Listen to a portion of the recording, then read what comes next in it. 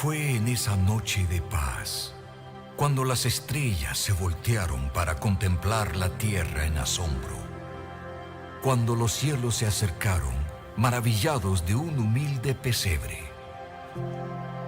cuando una madre jovencita adoraba, mientras sus lágrimas cubrían el bebé en sus brazos, y el canto de la tierra subió en Belén, tierno como el latido de su corazón, y todo duerme en derredor. ¿Acaso este es el mismo Dios de Abraham, el conquistador de Israel? Este bebé, esta vida tan frágil, ¿es este niño cuyo nombre consume los cielos con fuego?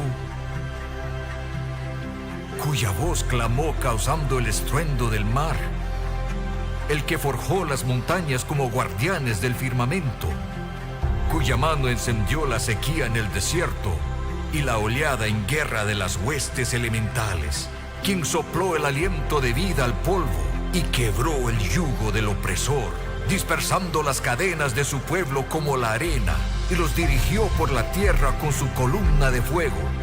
¿Es este el niño cuya presencia reventó con trueno sobre Sinaí?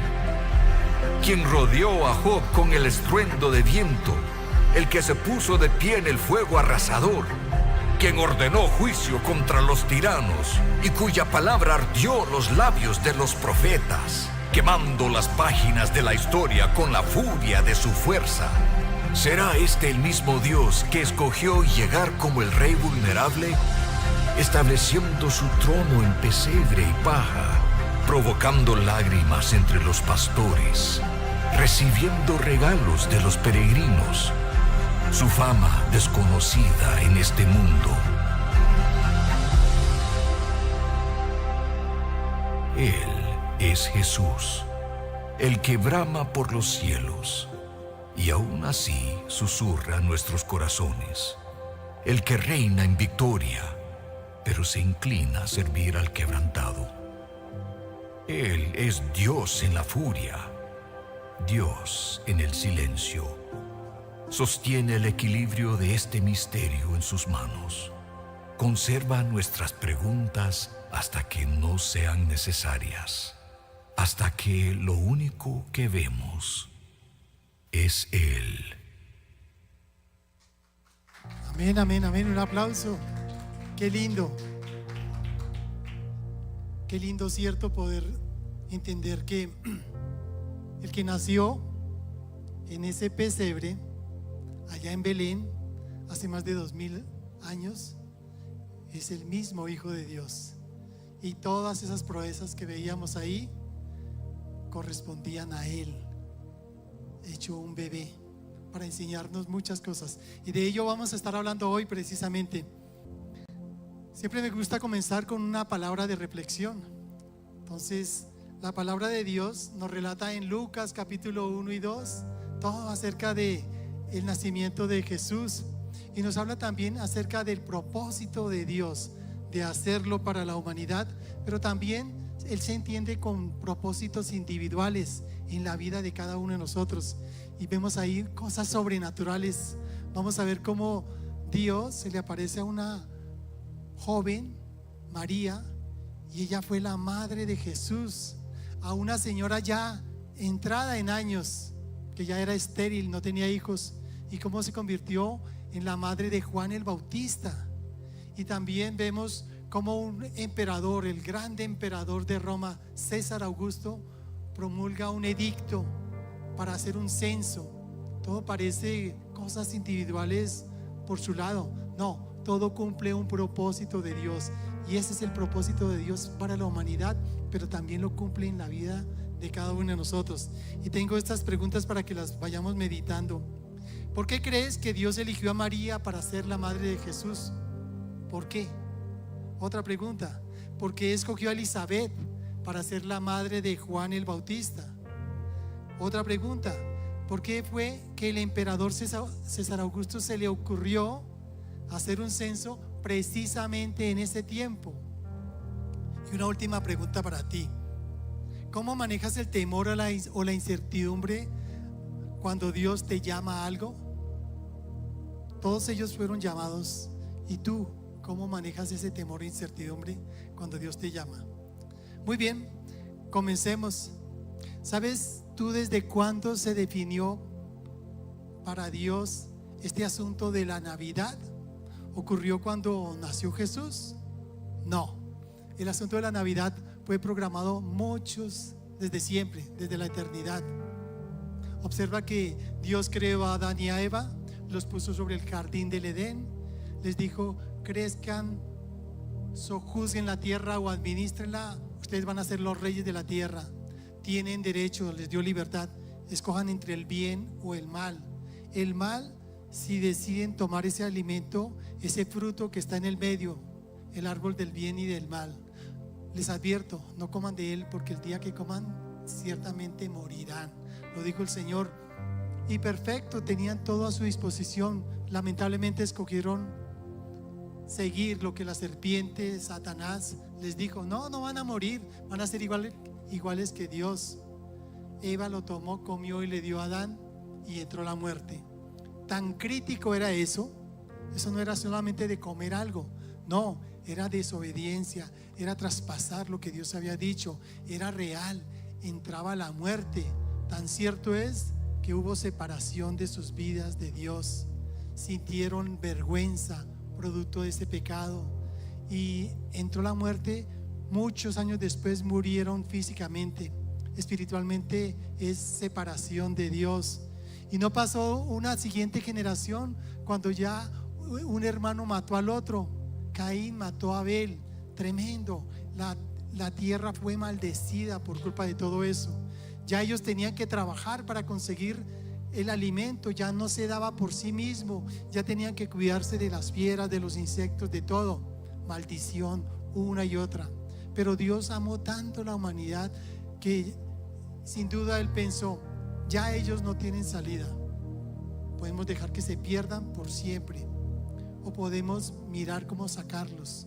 Y ellos, ya con esa naturaleza pecaminosa que tenemos tú y yo, con la que nacimos, no hay manera de que salgan por sí mismos, no hay manera de que escojan vivir una completa vida de santidad para poder no morir eternamente.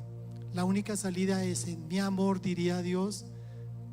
Si la paga de pecado es muerte y todos ya están condenados, será enviar a alguien que muera por ellos, pero tiene que ser alguien que sea justo. ¿Y quién puede ser? Jesús. Eso también aparece en Apocalipsis.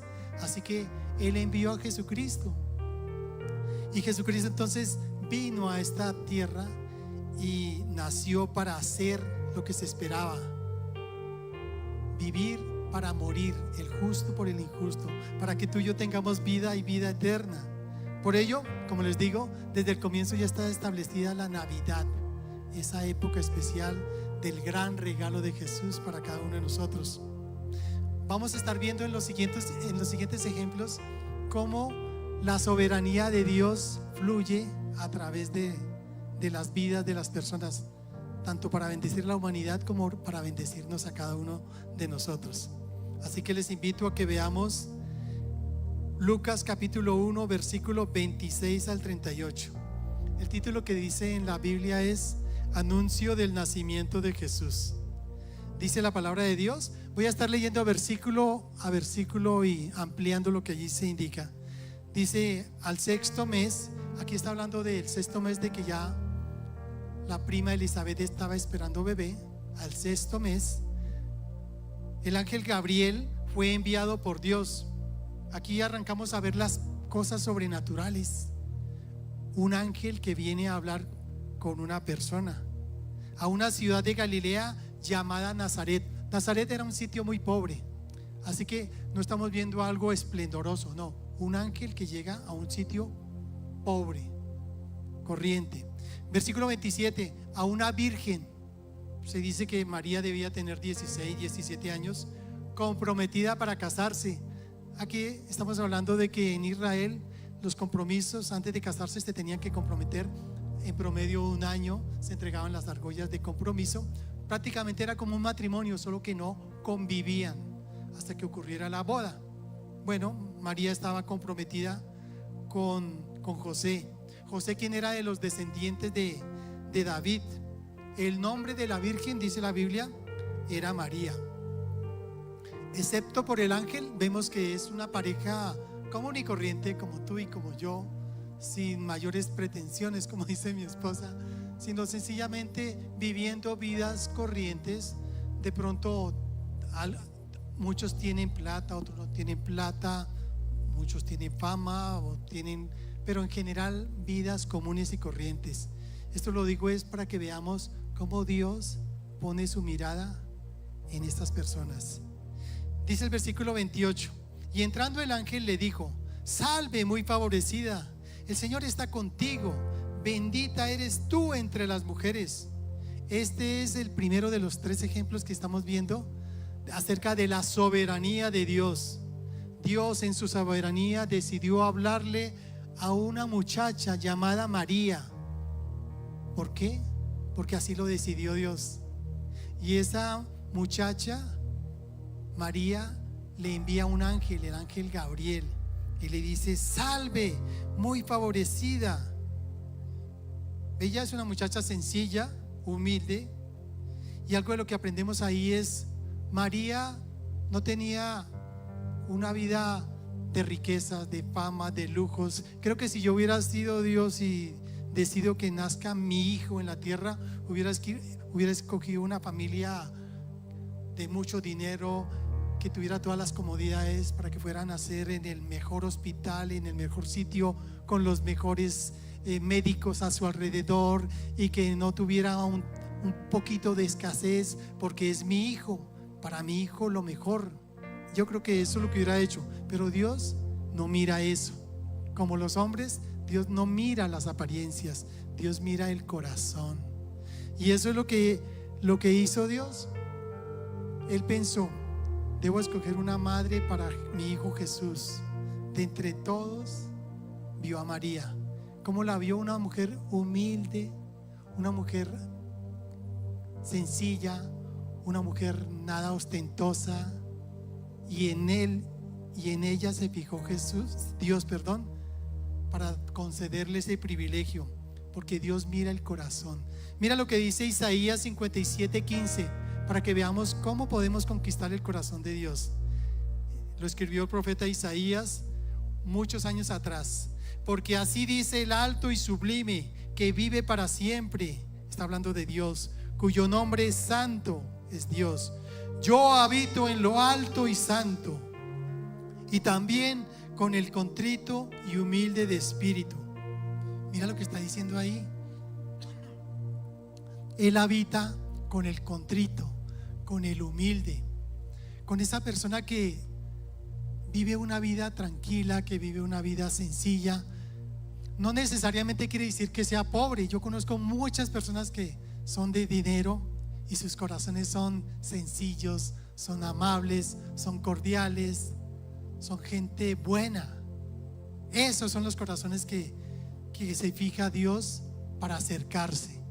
Y esto es lo que nos dice el Señor: yo habito en lo alto y santo, porque Él es grandioso. Y también, ¿dónde más, Señor? Con el contrito y humilde de espíritu, para vivificar el espíritu de los humildes y para vivificar el corazón de los contritos. Hay un ejemplo para ti y para mí. Busquemos siempre ser humildes, mansos, sencillos, porque ahí es donde Dios se fija en ti y en mí, como lo dice esta palabra, para levantarnos. Al que se humilla, Él lo exalta, y el que se exalta será humillado. Amén. Entonces, si quieres que Dios habite contigo, sé manso y humilde de corazón, como lo dijo el Señor Jesús. Observa también que la llama muy favorecida. Eso habla del cuidado de Dios con los sencillos. Cuando creas que nadie te está mirando, cuando creas que todo, Él solo se fija en las personas más ruidosas, famosas, ostentosas, no creas. Aprende cómo Dios mira a todos. Él mira a los humildes, los mansos, los sencillos. Y como a María le dijo, también te lo dice a ti y también te recuerda: Dios está contigo, como lo dice en ese versículo. Así que tú eres bendito, eres bendecida cuando tienes un corazón sencillo, cuando tienes un corazón humilde, porque Dios está mirándote a ti. De hecho, la palabra de Dios, hay una parte que dice que Dios mira de lejos al orgulloso, pero le da gracia al humilde. Interesante, ¿no? Versículo 29. Ella se turbó mucho por estas palabras y se preguntaba: ¿qué clase de salud es este? ¿Cómo es que me saluda? Y el ángel le dijo: no temas, María, porque has hallado gracia delante de Dios. Mira que le ratifica: tranquila, no temas. Dios se ha fijado en ti. Dios te ha hallado y te ha dado gracia. Esa es otra palabra bien interesante que aplica a nosotros. ¿Sabes? Quienes creemos en Jesucristo como nuestro Señor y Salvador, no es porque nosotros lo hayamos hecho primero. La misma palabra de Dios lo dice, que Él, en esto consiste en el amor, en que Él nos amó primero, siendo nosotros pecadores, siendo detestables, envidiándonos, peleando con todo. Aún así Dios nos amó primero. Pues saben, eso es gracia de Dios. Has hallado gracia, le dijo el ángel a María, y a ti te lo dice también esta tarde: has hallado gracia, porque Dios te ha escogido para que seas su hijo y su hija. Qué privilegio que tenemos, porque ya no vamos a parar al infierno. Cuando creemos en Jesucristo, vamos a tener vida eterna al lado de nuestro Dios. Amén. Ese es el destino de cada uno de los que creemos en Jesús y de los que llevamos una vida humilde y sencilla, porque eso quiere de nosotros. Versículo 31. Concebirás en tu seno y darás a luz un hijo, le dice el ángel, y le pondrás por nombre Jesús. Este será grande y será llamado Hijo del Altísimo, y el Señor Dios le dará el trono de su padre David. Esta fue la promesa entonces que le hizo Dios a la humanidad del nacimiento de Jesús. Versículo 33. Y reinará sobre la casa de Jacob para siempre, y su reino no tendrá fin. Entonces, versículo 34. Entonces María dijo al ángel: ¿cómo será esto? Pues soy virgen. Versículo 35. El ángel le respondió: el Espíritu Santo vendrá sobre ti, y el poder del Altísimo te cubrirá con su sombra. Por eso el santo niño que nacerá será llamado Hijo de Dios. Qué interesante. El Espíritu Santo vendría sobre María. Ahora, una pregunta: ¿sabías que tú y yo, que creemos en Jesucristo, tenemos esa misma bendición de María? ¿Tenemos al Espíritu Santo en nosotros? Lo dice la palabra de Dios. En el momento en el cual aceptamos a Jesucristo como nuestro Señor y Salvador, el Espíritu Santo ya mora en nosotros. Mira lo que dice 1 Corintios 6:19, para que lo sepas y lo tengas siempre presente. Dice el apóstol Pablo: ¿o no saben que su cuerpo es santo? Sí, sí lo es. Que está en ustedes, el Espíritu Santo está en ustedes, el cual tienen de Dios. Amén. Y que ustedes no se pertenecen a sí mismos. Lo dice el apóstol Pablo, y lo vemos en otras partes de la Escritura. El Espíritu Santo está en nosotros, habita en nosotros. Así que ese privilegio que tuvo María lo tenemos nosotros. Versículo 36. Tu parienta Elizabeth, en su vejez, también ha concebido un hijo, y este es el 6º mes para ella, la que llamaban estéril. ¡Wow! ¡Qué interesante! Ya vimos un primer ejemplo de la soberanía de Dios dirigiendo el propósito de una vida. María, una mujer sencilla y humilde. Memoriza eso: sencillez, humildad, mansedumbre, virtudes para que Dios se fije en mí. ¡Qué bien! Pero ahora vemos que está hablando de Elizabeth, aquella que llamaban estéril, y es una señora. Este es el segundo ejemplo que vamos a ver acerca de la soberanía de Dios en el cumplimiento de su propósito y el de esta persona. Esta persona de Elizabeth resultó ser la madre del profeta Juan el Bautista. Tremendo. Y ese profeta también estaba dentro de las profecías. Estaba establecido que antes de que empezara su ministerio el Señor Jesús, un profeta lo estaría precediendo. ¿Quién sería? Juan el Bautista. Así que Dios también, dentro de toda la sabiduría y todo, necesito escoger la madre de Juan el Bautista para que sea entonces el que le abra camino. Yo creo que hubiera escogido una familia que fuera de políticos o algo similar, de personas con capacidad de oratoria y todo, claro, para que el hijo salga un profeta espectacular.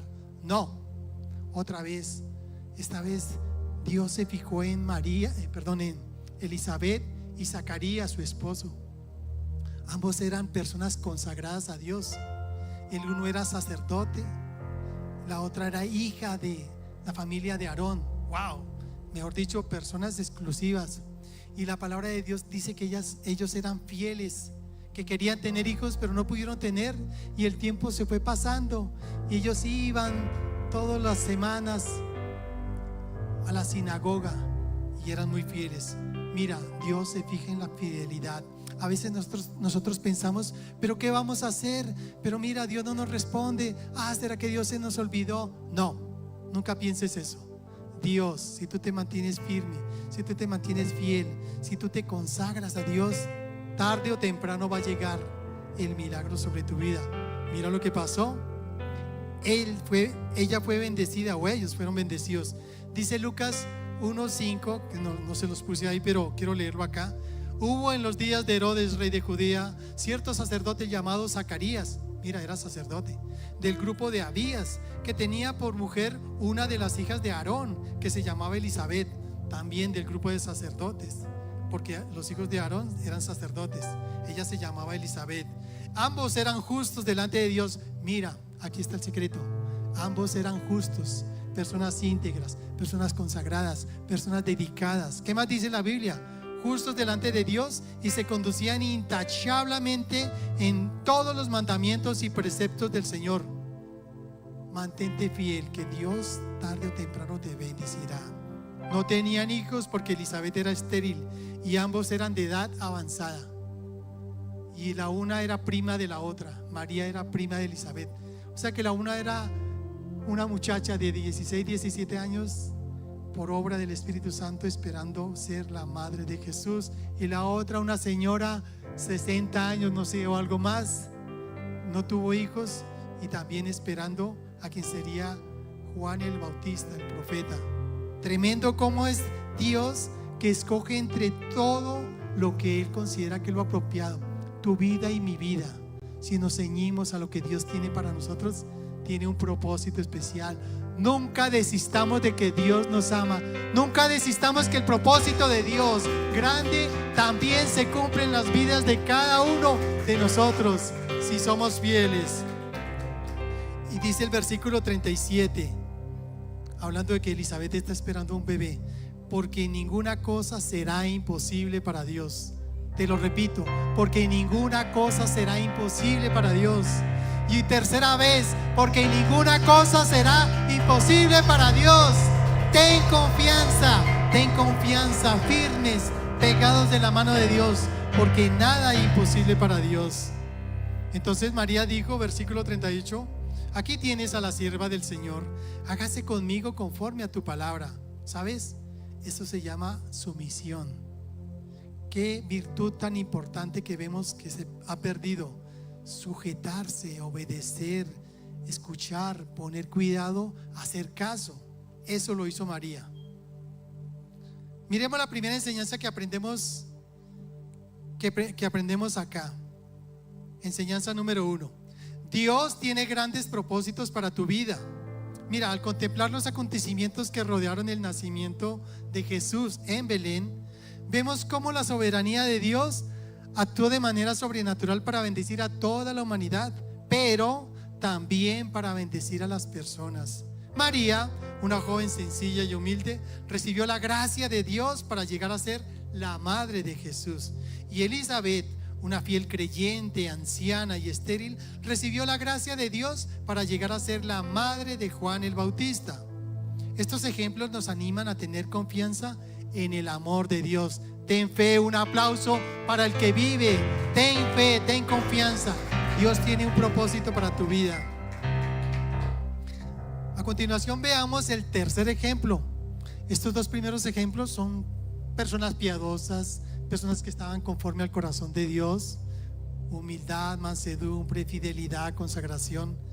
Pero mira lo que dice Lucas capítulo 2, el título es Nacimiento de Jesús. Este sí lo voy a leer de corrido y luego explico.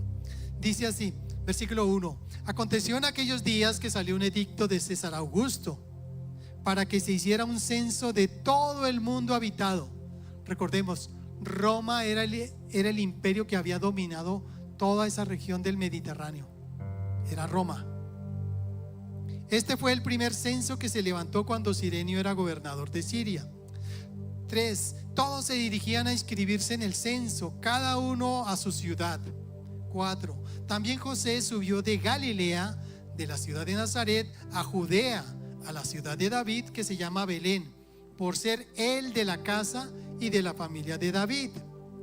5. Para inscribirse junto con María, comprometida para casarse con él, la cual estaba encinta. 6. Sucedió que mientras estaban ellos allí, se cumplieron los días de su alumbramiento. 7. Y dio a luz a su hijo primogénito, lo envolvió en pañales y lo acostó en un pesebre, porque no había lugar para ellos en el mesón. Muy bien, aquí vemos el tercer ejemplo del Dios soberano actuando de manera sobrenatural sobre la vida de las personas. Aquí esta vez no vamos a hablar de una persona creyente, por el contrario, una persona de mundo. ¿Saben cómo se llama? César Augusto, el emperador César Augusto, el gran emperador de Roma. ¿Qué fue lo que hubo de sobrenatural aquí? Vamos a mirarlo. Vimos que José y María estaban comprometidos. En aquel entonces se le apareció a María y le explicó todo. José recibió también en sueños la visión de que ese hijo era hijo de Dios, así que no se preocupara. Así que todo perfecto. Van a ser un niño, su nombre Jesús. Hasta ahí todo normal. Pero hay un par de detalles que era necesario también que se cumplieran. Mira, ellos estaban viviendo en Nazaret, en la parte norte de lo que es Israel. Ahí en la parte norte se llama Samaria, y podríamos decir ese estado. El estado de Samaria, ahí quedaba Nazaret. Pero la profecía hablaba de que tenía que nacer era en Belén, parte sur de Israel. ¿En qué estado? Judea. ¿Sabes cuánto es la distancia entre Nazaret y Belén? 150 kilómetros en promedio, lo que yo estuve revisando. 150 kilómetros. No, y María está esperando bebé y tener que ir 150 kilómetros. Bueno, algo, no creo que porque sí, oiga, vamos a Belén. No, ahí quédense y que nazca en Nazaret, punto. Pero un segundo punto es, Nazaret era una población pobre y José y María eran pobres, así que menos van a estar moviéndose. No, quédese ahí, tengamos al bebé y ya todo. Pero entonces son dos elementos. Dios, ¿cómo vas a hacer tú para que se muevan y para que vayan a Belén? ¿Ves? Comenzamos a ver cómo Dios está maquinando todo. Dios mueve todo, aún reyes y presidentes, para cumplir su propósito. Así que en esos dos detalles, ¿sabes cuál era en esa distancia cuánto se podían recorrer? Alrededor de entre 5 y 7 días a pie, o en burro y a pie, porque quizás así se tuvieron que ir. Pero si María encima estaba en esa encinta, un par de días había que agregarle en promedio para todo ello. ¿Y qué pasó? Entonces ya dejemos eso ahí. ¿Qué pasó? Ahora hablemos del emperador, cómo Dios lo tocó. Miren, yo creo que en algún momento estaba el emperador: bravo, Roma es la gran nación, hemos conquistado todos estos países. Y el emperador se llenaría de orgullo. Qué bien, quiero saber cuántas personas estamos dominando, porque mi país es grande, es inmenso, y en su soberanía yo voy a ser el emperador que más cantidad de personas tiene a su cargo. Está hablando de orgullo, está hablando de vanidad, está hablando de querer mostrarse delante de los demás. Pero también quizás pensaría, y por cierto, con todas esas personas, aquí lo que veo es plata que puedo recaudar de impuestos y a cada uno le exijo, y según la cantidad de personas, tengo que hacer cuentas de cuánta plata voy a estar recibiendo por impuestos. Ese era el propósito del censo, no había otro propósito, pero además del orgullo, él quería saber cuánta plata podía tener y de esa manera pues determinar y saber cuánto debían aportar cada uno de ellos. Pero encima yo creo que el emperador dijo, y esto tiene que ser exacto, así que lo vamos a hacer es por familias. Entonces vamos a hacer que las personas vayan a su mismo sitio de origen. Con eso así los tengo a todos controlados. No como los censos de hoy en día. Aquí en Colombia el censo, ¿cómo se hace?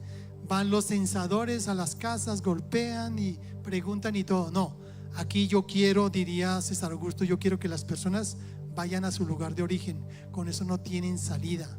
Con eso detectamos cuántas familias corresponden a cada población y de ahí tengo más detectado cuánta plata me deberían estar pagando a mí. Y el que no quiera hacer caso, el que no quiera moverse, el que saque excusas de que no, es que tengo una enfermedad, de que no, que es que estamos esperando, nada. Recuerden, Roma era el imperio que dominaba. Los demás estaban subyugados, eran esclavos. El que no haga caso, que lo maten. ¡Wow! Esto toca cumplirlo como sea. Pues qué pena, no podemos decir que no, que es que estamos en embarazo como José y María. Haga caso o los matan. Porque ellos eran, de nuevo, el país que dominaba completamente y los demás eran esclavos. Así que podían tener todo el derecho a matar al que quisieran. Y encima de todo, ¿por qué se le ocurrió al emperador que tenía que ser ya? No, es que yo necesito es para allá. Esto no es de que se me tarden meses o años. No, yo necesito esto ya.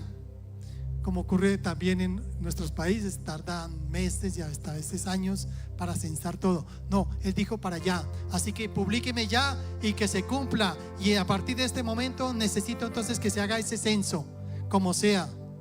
Uno piensa, todo eso puede uno pensar lo que, el emperador César se le ocurrió todo porque sí, porque en su orgullo y quería todo de esa manera programada, con todas esas cosas que nos hemos puesto a analizar. Pero sabes, aunque se lo propuso en su corazón, fue Dios, sin duda, el que movió todo para que eso se pudiera hacer así. Fue Dios. ¿Por qué? ¿Por qué no se le ocurrió ese censo unos meses atrás? No, preciso para el momento en que María ya estaba esperando. Tiene que ser así. De otra manera, date cuenta, no hubieran podido trasladarse desde Nazaret hasta Belén, si no es obligados. ¿Por qué tenía que ser en ese momento? Aquí vemos la influencia de Dios sobre la vida de todas las personas, aún sobre los reyes, para que se cumpla la voluntad de Dios. Esto no fue casualidad, esto no fue cosa del azar. Preciso, miren, preciso le dio por colocar este edicto, preciso cuando ya estaba María embarazada. No, tú y yo sabemos que no existen casualidades para Dios. Dios mueve todas las cosas. Él tiene el control perfecto de todo. Todo tiene su tiempo, dice la palabra de Dios. Y todo lo que está debajo de la tierra tiene su hora. Ahora miremos cómo Dios mueve la mente de todas las personas, de reyes y príncipes. Mira lo que dice Proverbios 21:1. Proverbios 21:1 dice: como canales de agua es el corazón del rey en la mano del Señor. Él lo dirige donde le place. Nadie puede hacer nada. Si Dios no lo permite, nada se puede hacer. Si Dios lo determina, se cumple. Mira, además de César Augusto, tenemos ejemplos. El rey de Egipto, ¿recuerdan? Dios endureció el corazón del rey de Egipto para que no salieran de Egipto. ¿Cómo y por qué? Para mostrar el poder de Dios, para que quedara para toda la humanidad y toda la posteridad mostrado cómo Dios sacó a Israel de Egipto con poder. Dios también lo hizo con Nabucodonosor, ¿recuerdan? También finalmente tuvo que humillarse delante de Dios y reconocer que el Dios de Daniel era el verdadero Dios. Así que Dios tiene control de todo. Tú no te preocupes, ten confianza, aún sea quien esté gobernando, aún quien esté en economía, dictando la parte de la economía, de lo que sea. Si tú confías en el Señor, créelo, Dios te saca adelante. Así ocurre entonces con nuestras vidas. Y esto que parecía ser tan malo, no, ese edicto, yo me imagino José y María, nos toca irnos, sí, María, qué pena, pero es que toca irnos, pero es que ya estamos cerca del nacimiento. O sea, de hecho, dense cuenta, si en promedio tardaba 7 días más 2 días, 9, pongámosle 10 días que se fueran lento. Preciso llegaron a Belén, ¿y qué dice? No encontraron posada. ¿Y dónde vino a nacer? Ahí, en un pesebre. Quiere decir que el edicto salió rápido. María estaba por allá en el 8º mes y pico. Tuvieron que moverse casi para las últimas para tener el nacimiento de Jesús ahí en Belén. Impresionante, ¿no? Si hubiera sido en el 6º mes, seguro que llegan, se inscriben y se devuelven. No, tiene que ser ahí porque preciso tiene que nacer en Belén. Ese es nuestro Dios, el que controla todas las cosas, el que controla las circunstancias, el que controla la naturaleza, el que controla vidas, el que controla decisiones, el que controla todo en esta tierra. Bendito sea el Señor. Así que, a ver si me da el tiempo. Leamos de nuevo el pasaje y comprobamos todo lo que les he dicho. Leamos de nuevo Lucas, si quieren devolverse un poquito más atrás. Lucas capítulo 2, versículo 1. Aconteció en aquellos días que salió un edicto de César Augusto. Lo que les decía, preciso en esos días, un edicto de César Augusto. César Augusto, ¿por qué le dio el afán? ¿Por qué tenía que ser ya? ¿Por qué no esperó? No, y no era antes, no era después, preciso. Aconteció en aquellos días que salió un edicto de César Augusto para que se hiciera un censo de todo el mundo habitado. ¿Por qué? Dios lo puso en su corazón. Versículo 3. Todos se dirigían a inscribirse en el censo, cada uno a su ciudad. Pero César Augusto, ¿por qué no más bien mandó su gente para que los censaran ahí? No, quiero que se muevan para allá. Señor, eso lo determinaste tú. Versículo 4. También José subió de Galilea, de la ciudad de Nazaret, a Judea. ¿Cuántos kilómetros? 150 kilómetros. A la ciudad de David, que se llama Belén, por ser el de la casa y familia de David, porque estaba establecido que tenía que ser de la descendencia de David. Por eso era José y María, porque tenía que nacer en Belén, porque estaba profetizado. Todo eso estaba profetizado y Dios lo cumplió. Para inscribirse junto con María, toca irnos a inscribir allá ante el censador.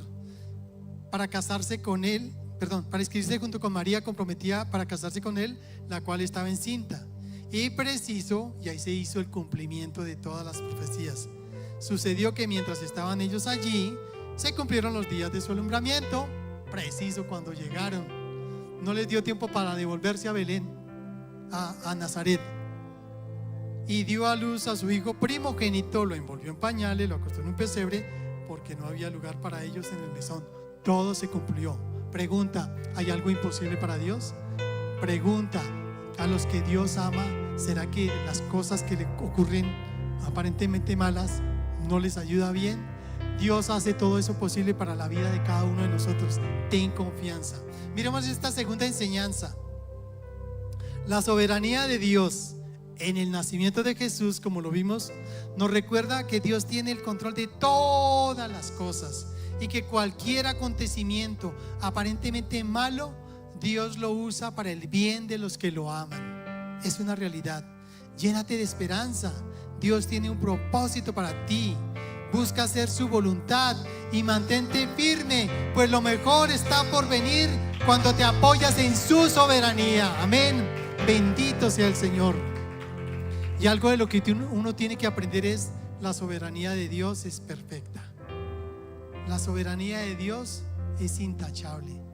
La soberanía de Dios es lo mejor. Acógete a su soberanía. Como decía el Señor Jesús, no se haga lo que yo diga, sino lo que tú quieras. Si lo haces con humildad, Dios te va a bendecir grandemente. Mira, tenemos que recordar que Dios tiene un propósito para cada uno de nosotros.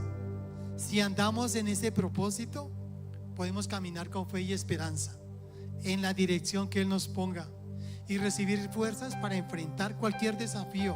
¿Sabes por qué? porque estaremos cumpliendo un propósito divino. Eso es lo que tú y yo tenemos que tener claro en esta vida. Como ocurrió en Navidad, Dios cumplió el propósito en la vida también de esas personas. Finalizamos con este principio espiritual. Principio espiritual. Son cortas las palabras que incluimos acá. Si estamos cumpliendo el propósito de Dios en nuestras vidas, no debemos temer nada. Él nos acompaña y bendice. Un aplauso una vez más para el Dios soberano que nos ama y que nos bendice.